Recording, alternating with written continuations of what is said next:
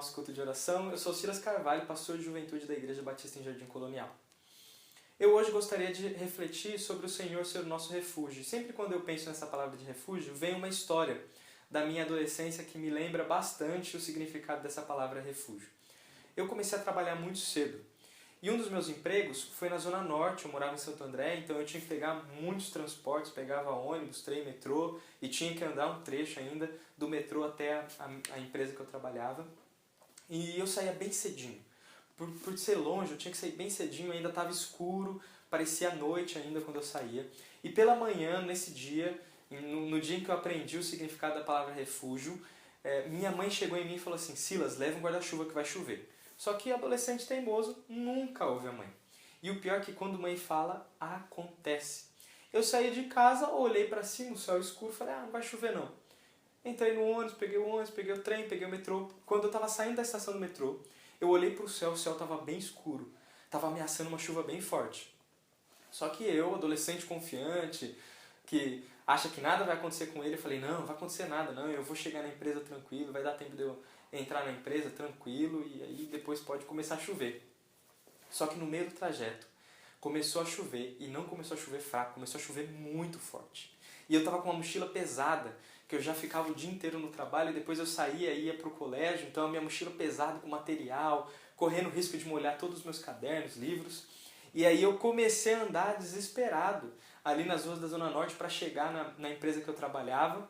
E eu comecei a andar desesperado assim, quase que encostando no portão das pessoas para pegar a beirinha do telhado deles para não me molhar tanto. E eu fui assim, comecei a correr para chegar mais rápido, louco para querer chegar num lugar em que tinha um teto sobre a minha cabeça, onde eu não ia tomar chuva fria, onde eu ia ficar quentinho. E aí eu cheguei na empresa. Quando eu cheguei na empresa, a empresa estava quentinha, diferente do dia lá fora, que estava aquela tempestade. E aí as pessoas me viram molhado, foram atrás de toalhas, pegaram toalhas para eu me secar, fizeram de tudo para que a sala onde eu trabalhava, né, o lugar onde eu trabalhava ficasse quentinho, fecharam janelas, desligaram o ventilador, essas coisas, ficou bem quentinho, tudo bem quentinho. E aí eu me lembro que nesse dia, quando eu cheguei na empresa, deu uma sensação de alívio. E eu fiquei assim, estou protegido, agora eu estou tranquilo. Sempre quando eu lembro da palavra refúgio, eu me lembro dessa história. A história em que eu estava na chuva, desesperado, por um lugar tranquilo, e eu cheguei nesse lugar tranquilo, e quando eu cheguei, me senti seguro. O Senhor, Ele é o nosso refúgio. O Senhor é um lugar seguro, é um lugar onde estamos protegidos, e o Senhor é um lugar ao qual nós podemos recorrer quando as tempestades da vida nos assolam. E eu não sei se você tem percebido, mas desde o começo do ano as tempestades da vida estão nos assolando. Começamos o ano com problemas políticos mundiais, depois pandemia, quarentena. Ultimamente estamos assustados com essa praga dos gafanhotos, parece que a gente voltou para a época do Egito. Ouvimos sobre ventos fortes aqui no Brasil e a gente fica assim, meu Deus, o que está acontecendo? Por que tudo isso? E essa situação difícil, ela tem um objetivo, nos ensinar. Deus, Ele permite todas essas coisas, Ele faz com que a gente passe por esses problemas de crise para nos ensinar.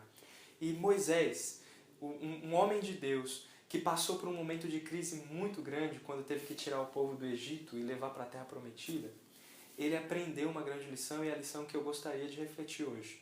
Nós vamos ler o Salmo 90, um salmo de Moisés, que na realidade não é só um salmo, não é uma canção, uma poesia apenas.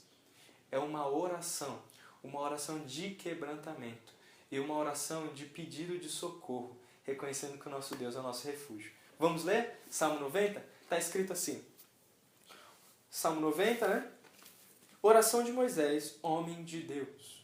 Senhor, Tu tens sido o nosso refúgio ao longo das gerações. Antes que os montes nascessem, antes que se formasse a terra e o mundo, de eternidade até eternidade Tu és Deus. Faze as pessoas voltarem ao pó quando dizem, retornem ao pó, mortais. Para Ti, 1000 anos são como um dia que passa, breves como algumas horas da noite. Arrastas as pessoas como numa enchente, elas são como os sonhos que desaparecem. São como a grama que nasce pela manhã brota e floresce, mas à tarde murcha e seca. Somos consumidos por sua ira, ficamos apavorados com tua fúria.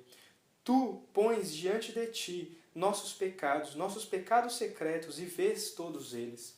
Passamos a vida debaixo da tua ira e terminamos nossos dias com um gemido. Recebemos 70 anos, alguns chegam a 80. Mas até os melhores anos são cheios de dor e desgosto. Logo desaparecem e nós voamos. Quem conhece o poder da tua ira? Grande é a tua fúria, como o temor de que és digno. Ajuda-nos a entender como a nossa vida é breve, para que vivamos com sabedoria. Ó Senhor, volta-te para nós. Até quando te demorarás? Tem compaixão de teus servos. Satisfaze-nos a cada manhã com o teu amor, para que cantemos de alegria até o final da vida. Dá-nos alegria proporcional aos dias de aflição. Compensa-nos pelos anos em que sofremos. Que nós, teus servos, vejamos teus feitos outras vezes. Que nossos filhos vejam a tua glória. Seja sobre nós a bondade do Senhor, nosso Deus. Faze prosperar nossos esforços. Sim, faze prosperar nossos esforços. Eu não sei se você já percebeu, mas principalmente o versículo 12, né? Que na minha versão está assim: ajuda-nos a entender como a vida é breve, para que vivamos com sabedoria. Em outras traduções, e no hebraico literalmente é: ensina-nos a contar os nossos dias, para que alcancemos um coração de sabedoria. Esse versículo normalmente tem sido usado em dias de aniversário. Eu já ouvi várias vezes, eu já até preguei uma vez no aniversário esse versículo. Esse salmo ele não é um salmo de aniversário. Na realidade, esse salmo está mais para um salmo de velório. Se você for olhar do versículo 3 até o versículo 11, é bem duro as coisas que ele diz. É bem sério as coisas que ele confessa diante do Senhor. Só que esse salmo ele não é um salmo de reclamação. Ele é um salmo de súplica. E aqui nessa súplica, Moisés nos ensina uma lição extremamente importante para momentos de crise. Moisés vai nos ensinar que nós somos diferentes de Deus. Deus é eterno. Nós, pelo contrário, nós somos extremamente passageiros. Deus, ele é justo, santo e bom. Nós, pelo contrário, somos pecadores. E nós merecemos o castigo de Deus. Só que Moisés, em sua oração, ele nos ensina que momentos de crise devem nos fazer com que o nosso coração ele seja humilde diante do Senhor e recorra ao Senhor. O versículo 12, ensina-nos a contar os nossos dias para que alcancemos corações sábios. Não tem a ideia de você ficar contando quantos anos passou ou quantos dias de vida você tem, não é um cálculo matemático. Mas a versão da Bíblia que eu uso, a NVT, ela até explica. Ensinar a contar os nossos dias é reconhecer que a nossa vida é breve.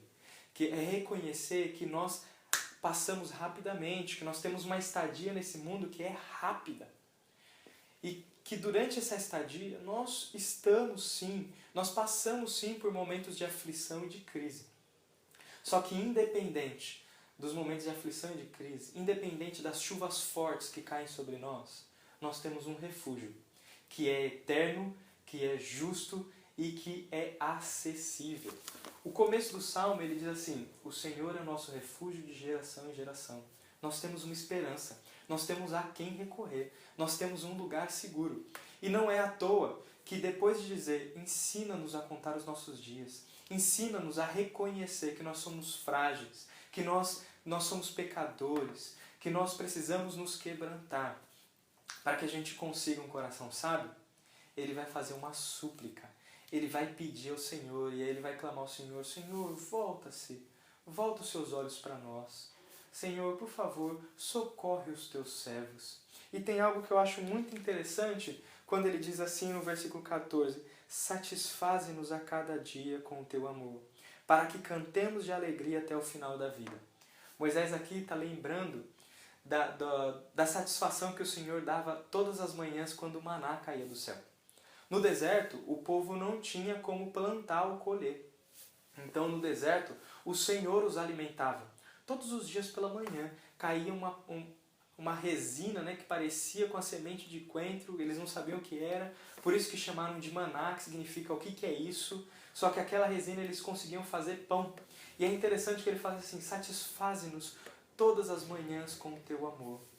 Assim como o Senhor tem preenchido a nossa barriga com o maná, que todas as manhãs, sejam elas conturbadas ou não, o Senhor nos satisfaça com o teu amor leal. Que o Senhor faça com que o nosso coração seja preenchido do amor do Senhor. E ele diz assim ainda: dá-nos alegria proporcional aos dias de aflição. Compensa-nos pelos anos que sofremos. Moisés aqui está pedindo ao Senhor para que essa alegria ela seja maior do que os dias que ele sofreu. É verdade, Moisés morreu, não entrou na Terra Prometida naquele momento, mas anos depois de morto, ele entrou na Terra Prometida e conversou com o próprio Deus, o próprio Senhor Jesus Cristo, no evento do Monte da Transfiguração. E é legal a gente pensar que Deus ele é acessível, e não só é acessível, mas ele está preparando para nós uma alegria muito maior do que as tempestades que vivemos nessa terra, do que as aflições que sofremos. Nós sofremos nessa terra e é verdade, mas a nós está sendo preparado, por causa de Jesus Cristo, o próprio Deus, uma alegria que supera em muito. Ela não só compensa os dias de nossa aflição, mas ela supera em muito. Paulo, em 2 Coríntios 4, ele diz que as aflições nessa terra nem sequer se comparam ao peso de glória que será produzido em nós na eternidade. E é por isso que eu e você, enquanto aqui na terra, enquanto sofremos, nós recorremos ao Senhor como nosso refúgio, na certeza de que Ele é refúgio agora. E Ele tem preparado um refúgio muito maior, refúgio muito melhor para nós na eternidade por meio de Jesus Cristo. Nós temos no Senhor a quem recorrer. Eu não sei como é que você tem se sentido nesses dias, não sei se você tem se entristecido ou como tem sido as suas orações. Diante disso, eu quero tirar 2 aplicações práticas. A primeira é, quando você for orar, você tiver seu tempo de oração depois dessa mensagem, antes de pedir qualquer coisa, faça um momento de louvor. Reconheça que o Senhor, Ele é Deus e você é apenas um servo. Quebrante-se diante dEle. Reconheça que Ele é santo e justo e confesse seus pecados. Pecados que você sabe que tem e que você às vezes tem tentado esconder. Assim como Moisés mostra, Deus conhece os seus pecados. Não fica nenhum oculto diante dos olhos dele. E estou dizendo isso porque nós temos a disposição, por causa do pecado que habita em nós, por causa do pecado ao qual nascemos. Nós temos a falsa ideia de que Deus é obrigado a atender as nossas orações, de que Deus é obrigado a nos abençoar, de que Deus é obrigado a nos livrar de qualquer sofrimento que seja. E nós recorremos a Ele como se Ele fosse alguém que deve se submeter a nós, como se nós fôssemos Deus e Ele fosse o nosso servo. Só que não, Moisés está mostrando que não é assim. O Senhor é nosso refúgio, sim, só que Ele é Deus e nós somos os servos. Nós nos relacionamos com Ele por meio da graça. Deus, Ele dispensa a graça a nós. Graça é presente, graça não é obrigação. Então, quando você for orar hoje, antes de fazer qualquer pedido, reconheça a grandeza do Senhor. Olhe para a situação em que você vive e fala: Senhor, eu não entendo por que tantas tormentas. Eu não sei por que ainda essa pandemia nos assola. Ou porque eu não entendo porque no meio de uma pandemia o Senhor permite que uma nuvem de gafanhotos ainda venha nos perturbar. Mas, Senhor, eu reconheço que o Senhor é grande, que o Senhor é eterno, que o Senhor é poderoso e que nada foge ao seu controle, pois o Senhor tem sido o nosso refúgio de geração em geração. A segunda aplicação que eu quero te dar aqui para o seu momento de oração depois desse vídeo é que você recorra ao Senhor com um coração humilde, um coração quebrantado e pedindo para que Ele satisfaça você. É engraçado que na petição de Moisés, de maneira nenhuma ele pede assim: Senhor, tira-me do deserto. Senhor, me livra desse povo cabeça dura. Senhor, por favor, faz com que eu entre nessa terra prometida e esse povo todo morra no deserto e eu possa me ver livre deles. Senhor, muda a minha circunstância. Essa não é a oração de Moisés. A oração de Moisés é: Senhor, satisfaze o nosso coração com o teu amor todas as manhãs. Peça ao Senhor para que Ele te satisfaça. O Senhor não tem a obrigação. O Senhor não tem a obrigação de mudar as suas circunstâncias, até porque essas circunstâncias estão servindo para te ensinar. Se o seu coração tem sido duro, tem vivido uma vida independente do Senhor, as circunstâncias que nos cercam, elas servem para te ensinar: ei, você não é tão poderoso quanto você imaginava que é. Na realidade, você é extremamente fraco. você é passageiro, você é pecador. E o Senhor está nos ensinando isso. E nós devemos aprender isso para que tenhamos coração sábio. Mas, depois que aprendemos, agora conscientes de que somos passageiros, conscientes de que somos pecadores e que carecemos da misericórdia de Deus, nós vamos orar pedindo: Senhor, que o Senhor seja a nossa satisfação. Que o nosso coração seja cheio do Senhor. Que o nosso coração seja alegre no Senhor, não nas circunstâncias. Porque as circunstâncias mudam, mas o Senhor é o nosso refúgio de geração em geração. O Senhor é o nosso lugar seguro para todo sempre. E o Senhor tem preparado para nós um momento de tranquilidade, paz e segurança na eternidade por meio de Jesus Cristo. Satisfaze-nos, Senhor. Satisfaze-nos todas as manhãs. Assim como o maná caía do céu na época do deserto, no momento de crise, e aquele maná era a demonstração do cuidado do Senhor. Senhor, que todas as manhãs nós acordemos felizes com o Teu amor. Que nós acordemos felizes com o Teu amor revelado na cruz, que não muda. A salvação recebida, ela será mantida até o dia que nos encontrarmos com o Senhor. Satisfaze-nos. Por isso eu quero colocar em prática essas duas aplicações que sugeri para você, de reconhecer o Senhor e louvar o Senhor pela sua grandeza e pedir para que essa grandeza satisfaça o nosso coração, que o amor de Deus satisfaça o nosso coração e que nós sejamos satisfeitos, não nas circunstâncias, mas no Senhor. Vamos orar? Senhor, louvado seja o Senhor. O Senhor é grande e poderoso e nós, diferente disso, somos tão pequenos e mortais. E Senhor, mesmo sendo pecadores diante do Senhor, o Senhor em graça se manifesta a nós. O Senhor tem sido nosso refúgio de geração em geração. O Senhor é mais firme, mais imutável que as montanhas. As montanhas as quais eu nunca vi mudarem de lugar, nem derreterem, nem virarem de ponta cabeça. O Senhor é imutável e a Tua graça e a Tua glória perduram por toda a história. Senhor, seja louvado o Teu nome, porque nós reconhecemos que a crise ao qual passamos, ela serve para nos ensinar quão pequeninos somos. Pai, quebra o nosso coração, humilha o nosso espírito diante do Senhor, para que nós reconheçamos o poder e o controle do Senhor sobre a história e alcancemos um coração sábio. Senhor, conscientes de que o Senhor é grande, de que o Senhor é poderoso, agora te pedimos. Pai, por favor, satisfaça o nosso coração no Senhor. Pai, durante muito tempo, nós talvez vivemos satisfeitos nas circunstâncias. Nós vivemos felizes com o salário que ganhamos, nós vivemos felizes com a saúde que tivemos, nós nos orgulhamos nos bens materiais que tivemos, que conseguimos, nós nos orgulhamos, Senhor, no crescimento do nosso país, nós nos orgulhamos em nascer num país que não tem catástrofes naturais e em outras coisas. Mas, Senhor, nada disso é estável. Apenas o Senhor é imutável e a Tua glória não passa. Agora, todas essas circunstâncias, Senhor, ruíram. Nós vivemos num momento em que as tempestades nos cercam. Nós olhamos no jornal, vemos doença, pessoas doentes morrendo, uma grande caminhada fúnebre. Nós olhamos para o jornal, nós vemos gafanhotos. Senhor, eu nunca imaginei que isso aconteceria. Nós viveríamos algo que parece até praga do Egito, mas, Senhor, nós reconhecemos que as circunstâncias elas são incapazes de nos satisfazer. Nós não somos capazes de vivermos por nós mesmos, nós precisamos do Senhor.